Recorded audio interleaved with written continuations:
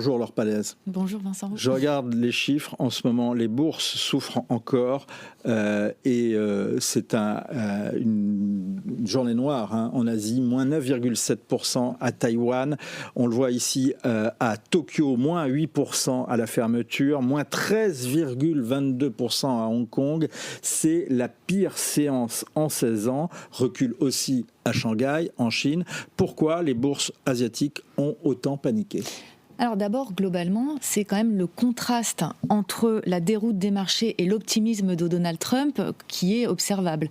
Je rappelle que Donald Trump, dans sa séquence de mercredi, a déroulé un programme absolument clair sur la suppression de l'IR au profit des droits de douane. C'est son programme de suppression de l'impôt sur le revenu. Et donc, l'optimisme continue aux États-Unis. En Asie, beaucoup moins. Et d'ailleurs, la Chine a eu une réaction très rapide, puisqu'elle a appliqué les mêmes taux. On va y revenir. Mais ce que vous êtes en train de nous dire, c'est que finalement, Trump a appliqué juste ce qu'il avait annoncé. Alors, en quoi et pourquoi il y a eu tant d'étonnement dans ces annonces? Oui, parce qu'en fait, jusqu'à mardi soir, selon des sources du Wall Street Journal d'ailleurs, il y a eu une hésitation au sein de l'administration Trump entre l'application de tarifs réciproques ou des tarifs universels. Et finalement... Quelle est la différence entre les deux? Alors, universel, c'est la base pour tout le monde des 10%, et c'est le programme de Donald Trump, c'est-à-dire que les nations étrangères paieront finalement pour compenser la perte budgétaire et défiscaliser un certain nombre de choses. J'y viendrai après si vous le souhaitez, parce que c'est le troisième volet de sa politique. Les tarifs réciproques, eux, sont des tarifs douaniers, ce sont des tarifs, des outils à tout faire, au-delà du commerce, pour négocier avec les partenaires commerciaux. Et c'est pour ça que certains pays ont des tarifs différents, sur une base de calcul assez floue, mais que Donald Trump a tout de même expliqué. Alors, ce qu'on va essayer de comprendre déjà, parce que là, ça devient un peu technique, mais ce que vous êtes en train de me dire, c'est qu'il y avait le choix, soit Donald Trump imposer au monde entier et aux produits venant du monde entier une taxe de 10% dès lors que ces produits rentraient sur le sol américain. Donc par exemple, une voiture allemande, un élément du luxe français prenait 10% à l'arrivée sur le marché américain. Or, lui, ce qu'il a plutôt fait, c'était de voir ce que les pays étrangers appliquaient comme taxes. Exactement. Et il a appliqué des taxes en fonction de ça. Je ne dis pas en rétorsion de ça, parce que c'est pas sûr que les Chinois n'appliquaient pas 34% de taxes, puisqu'ils ont répliqué par 34%. C'est exactement ça. Donc, un programme de tarifs universels, et c'est l'idée de campagne, et une réciprocité pour la négociation, fortement inspirée par l'artisan de la politique chinoise de l'administration Trump 1, qui est Peter Navarro, son conseiller à la sécurité économique, qui a une forte influence aujourd'hui à Washington, qui est un loyal parmi les loyaux. Il est allé en prison pour Donald Trump, car il a refusé de se présenter devant le Congrès pour l'assaut du Capitole. Et cet homme est un spécialiste de la Chine. Il a écrit une dizaine de livres, et c'est vraiment lui l'artisan de la politique chinoise. Arrêtons-nous un instant sur le contraste entre la réaction des marchés financiers, en particulier des marchés asiatiques, et l'optimisme de Donald Trump. Donald Trump parle d'une nécessaire correction et un passage douloureux, mais il ne s'agit que d'un passage. Est-ce que Trump est inconscient ou bien est-ce qu'il est sur une stratégie qui pourrait marcher ? Alors pour lui, la peur est une arme et ça se voit bien puisqu'on a le défilé des nations et des chefs d'État qui viennent à Washington. L'administration américaine dit que 50 pays ont pris contact depuis ces annonces avec l'administration américaine. Deux questions par rapport à ça. D'abord, est-ce que c'est vrai ? Et question subsidiaire, est-ce que c'est pas ça l'objectif ? Alors c'est vrai, et c'est peut-être que le début parce qu'en fait il encourage à diviser pour mieux régner, que ce soit d'ailleurs avec les nations étrangères ou au sein de sa propre administration, ce qui est assez unique. Et en même temps... pas unique pour les lecteurs de Machiavel. Hein. Exactement, c'est Machiavel. Et effectivement, on a le bal des dirigeants qui viennent négocier. Donc Benjamin Netanyahou, Giorgia Meloni. Exactement. Benjamin Netanyahou est aujourd'hui à Washington. Oui, Giorgia Meloni a espéré avoir un certain nombre de dispositifs favorables pour l'Italie. Tout à fait. Mais en fait, cette grande alliance MAGA transatlantique, elle n'est pas si évidente pour Giorgia Meloni non plus. Et par rapport à la question que vous me posiez, bien oui, on voit bien que le deuxième usage des tarifs comme outil à tout faire, c'est-à-dire la réciprocité, eh bien, elle fonctionne puisque c'est lui qui tient le crachoir. C'est lui qui, il est déjà dans la prochaine séquence d'ailleurs, qui sont les transferts technologiques, dont on va peut-être reparler, et qui, ces transferts technologiques de l'Asie finalement vers les États-Unis, ont une influence sur le dévissage des marchés aujourd'hui. Ce que vous êtes en train de me dire, justement, c'est que effectivement, il y a eu un transfert de technologie pendant 40 des années entre l'Europe et l'Occident, l'Europe et la Chine. Exactement. La France a bien d'ailleurs joué dans ce domaine. Enfin, a fait de nombreux transferts de technologie. On se souvient des visites de Jacques Chirac et de Jean-Pierre Raffarin au début des années 2000. Enfin, les moins de 20 ans ne peuvent pas s'en souvenir, mais en tous les cas, ceux qui ont un petit peu plus de 20 ans, ce qui est mon cas, je n'ai pas dit que c'était le vôtre, mais s'en souviennent. Je me souviens aussi. Aujourd'hui, c'est l'inverse.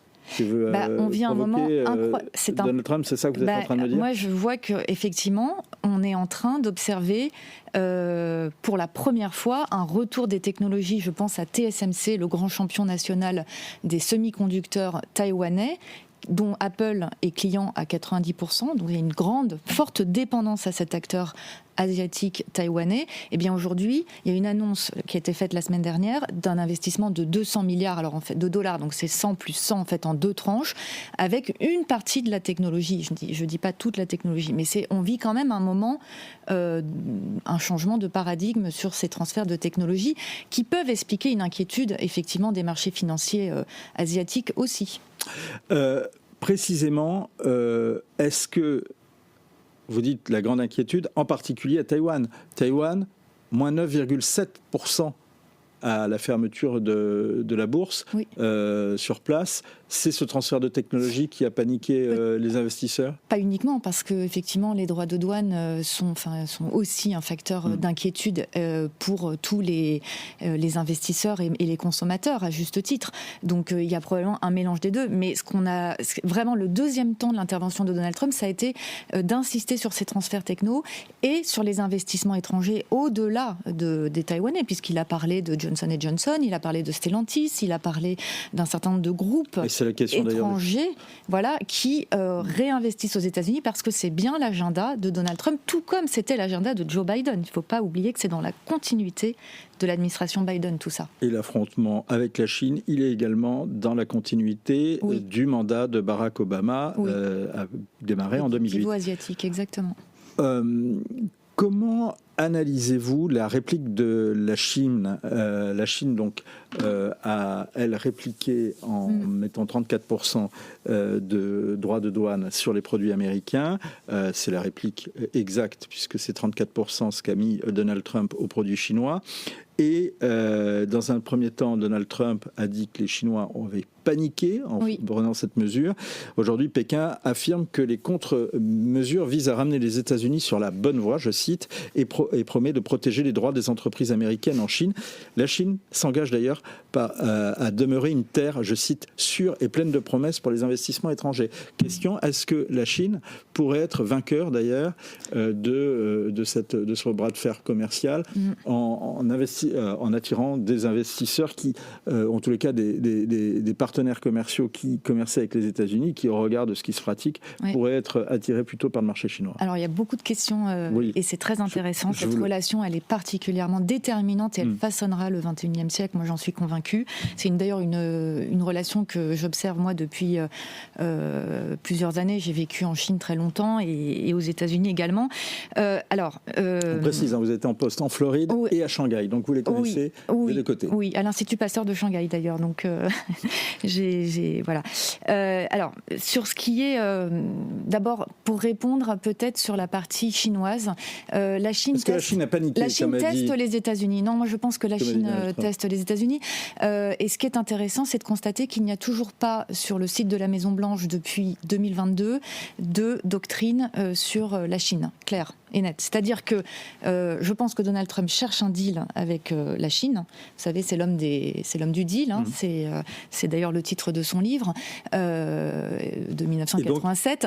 Et donc il n'y a toujours pas de doctrine. Il n'y a toujours pas de doctrine. Ceci dit, ce qu'on peut dire depuis Washington sur la Chine, c'est que la Chine est passée de ce qu'on appelle big customer, de plus gros clients, à big threat, la plus grosse menace. Et ça, en moins de 10 ans. Vous voyez, donc il y a quand même un changement de paradigme aussi sur la vision américaine de la Chine. Mais de l'autre côté, la Chine, elle, teste aussi les États-Unis, refuse le terme de concurrence. Moi, j'étais à Pékin en 2023. J'ai entendu des diplomates chinois et des think tanks spécialistes de la relation. Eh bien, non, ils refusent le terme de concurrence. Ils veulent parler de partenariat ou encore de coopération et d'harmonie. Vous voyez, ce sont des termes très chinois qui annoncent peut-être un nouvel ordre du monde, puisque c'est la deuxième partie de votre question. Oui, la Chine va prendre un leadership certain. Elle se positionne comme en tout cas comme une zone de plutôt pacifiste, avec plutôt calme finalement, où vous avez parlé des investissements étrangers. Alors c'est pas pour tout de suite, parce que depuis le Covid, il y a eu beaucoup de départs, à la fois des talents, mais aussi des capitaux. Donc on n'est pas encore dans cette ère. Néanmoins, elle se positionne comme un contre-pouvoir. Et comme une alternative. Et une alternative.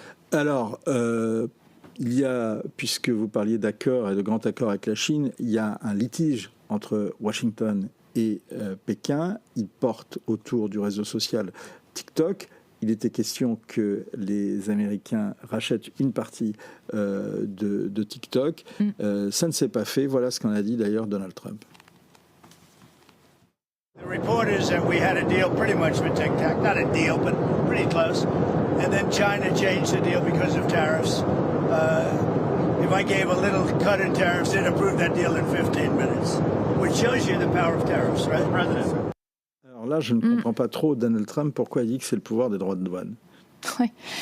Alors, TikTok, c'est un roman fleuve et c'est assez emblématique de la relation. On a peu de temps, hélas. Ouais. Je vais être obligé de faire un short. Excusez-moi. Alors, en fait, on a une résistance des faucons chinois au sein de l'administration pour céder exactement. Enfin, en tout cas, et ce qui est en jeu dans TikTok, c'est l'algorithme, en fait. Hein. C'est vraiment l'algorithme made in China de TikTok. Exactement. Et c'est autour de ça que le deal ne se fait pas. Et en quoi l'affaire des droits de douane a joué un rôle dans l'échec de ce deal? Je pense que alors c'est un peu de bluff, mais c'est surtout la résistance, encore une fois, d'une partie de l'administration américaine. Je pense que Donald Trump doit d'abord régler son sujet interne, de convaincre un certain nombre de ses non-partisans ou de ses partisans à cette vente. Il y a des faucons à l'intérieur de l'administration américaine, que vous êtes en train de me dire, qui refuseraient le rachat de TikTok? Probablement. Parce qu'il n'aurait pas le contrôle sur l'algorithme de TikTok. Oui. Est-ce que cette crise n'est pas la prise de conscience qu'un monde s'est effondré depuis des années, celui de la mondialisation et des frontières ouvertes? En tout cas, il y a une nostalgie de l'âge d'or chez Donald Trump et chez ses électeurs, puisqu'il répond avant tout à sa base. Et il y a encore une adhésion assez grande de sa popularité, il faut quand même le souligner. Une nostalgie de l'âge d'or et de l'industrie, de l'ère industrielle. Et effectivement, une remise en cause de tous les fondamentaux qu'on a probablement connus, oui. Je vous repose ma question. Oui. Est-ce que aussi c'est pas là, on n'étant pas en train de prendre conscience d'un mouvement qui a commencé il y a une quinzaine d'années. À l'époque, on se moquait de l'expression qui était employée par Arnaud Montebourg, qui était le ministre de l'Industrie, qui parlait de démondialisation. Mais est-ce que ce mouvement n'a pas commencé en réalité depuis des années? Vous parliez notamment de Joe Biden. Et est-ce que justement ce qui s'est passé mercredi dernier n'est pas la prise de conscience et en tout cas le rideau qui se déchire par rapport à une réalité qu'on ne voulait pas voir? Alors, il y a forcément de ça, puisque c'est la demande des électeurs, en tout cas d'une base importante, pour relocaliser, pour réindustrialiser, pour plus d'emplois à la maison. Et donc ça veut dire effectivement repenser la mondialisation, repenser nos partenariats et peut-être un petit peu remettre en cause la mondialisation effrénée. Mais avec une guerre en Ukraine, avec un certain nombre d'échanges qui n'existent plus d'ailleurs avec toute une partie du monde, et en particulier autour du monde russe, du monde slave, de l'Iran, est-ce que de toute façon cette démondialisation n'était pas déjà en route ? Écoutez, moi je pense qu'on va retrouver, on ne peut pas se replier sur soi-même. Il y aura d'autres chemins et d'autres diversifications, d'autres partenariats, des voies de contournement des tarifs douaniers pour commencer, mais aussi des voies de diversification d'alliances. Quels sont les atouts de la Chine dans cette guerre commerciale ? Alors, sa population, sa capacité à produire de la haute technologie à grande échelle, ça on ne le dit pas assez, mais c'est tout de même un pays qui, aujourd'hui, grâce au transfert technologique dont on a parlé tout à l'heure, est en mesure aujourd'hui, en capacité sur l'IA. Moi, j'étais en Chine, c'est extrêmement impressionnant, hein, enfin, sur la 5G qu'ils ont développée, sur des tas et des partenariats aussi avec l'Afrique, dont voilà, une nouvelle forme qui ont fait qu'ils se sont beaucoup développés, enrichis, et la capacité à la mettre à l'échelle, cette innovation. Quels sont les atouts des Américains dans cette guerre ? C'est probablement leur capacité de storytelling. Et quels sont les atouts de l'Europe ? D'ailleurs, je précise que la question du jour, c'est sur le site du Figaro, c'est l'Europe doit-elle augmenter ses droits de douane sur les produits américains ? Alors, avant d'avoir votre réponse, d'abord les atouts de l'Europe. Les atouts de l'Europe, c'est ses valeurs, c'est sa population, c'est ses données personnelles. Si on parle d'économie, mais c'est avant tout, ses valeurs, je dirais. L'Europe doit-elle augmenter ses droits de douane sur les produits américains ? Il faut un triptyque. Négociation, représailles, diversification des alliances. Alors, on négocie sur quoi ? On négocie sur les droits de douane probablement et sur autre chose, sur la tech. Et on fait des représailles sur quoi ? On a vu déjà les viticulteurs, ils ne veulent pas qu'on fasse des représailles sur le Bourbon. Hein. Non, on fait des représailles probablement sur les GAFA. Merci beaucoup. On y revient à 16h avec Florentin Collomb du service international du Figaro Économie.